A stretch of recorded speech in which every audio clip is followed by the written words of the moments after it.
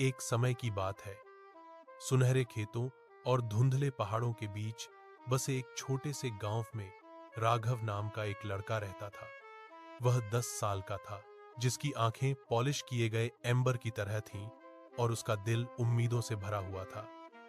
उसके आसपास की कठिनाइयों के बावजूद उनके पिता एक किसान थे, जो कड़ी धूप में अथक परिश्रम करते थे, और उनकी मां पड़ोसियों के लिए कपड़े सिलती थीं ताकि गुजारा चल सके।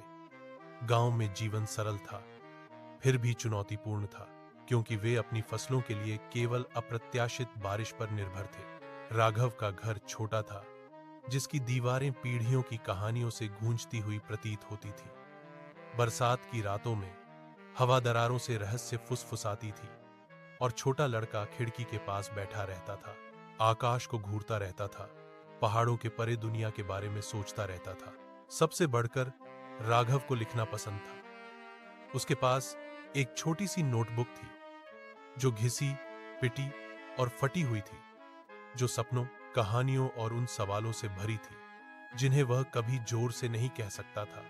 एक साल मानसून विफल हो गया। बादलों ने अपनी कृपा बरसाने से इनकार कर दिया और गांव के खेत, जो कभी हरे भरे थे, भूरे और भंगुर हो गए। किसान चिंतित हो गए। राघव के पिता ने कुएं खोदने की कोशिश की, लेकिन धरती बहुत सूखी थी। उनकी मां हर शाम प्रार्थना करती थी, अपने घर में छोटे मिट्टी के दीपक के सामने गेंदे के फूलों की माला रखती थी, एक चमत्कार की उम्मीद करती थी। राघव ने अपने माता पिता को दिन ब दिन थका हुआ देखा। उनके हाथ श्रम से फटे और कठोर हो गए थे। एक शाम अपनी मां को सूखे तालाब में बचा हुआ थोड़ा सा पानी इकट्ठा करने में मदद करते हुए उसे एक विचार आया। काश कोई उसकी मदद कर पाता।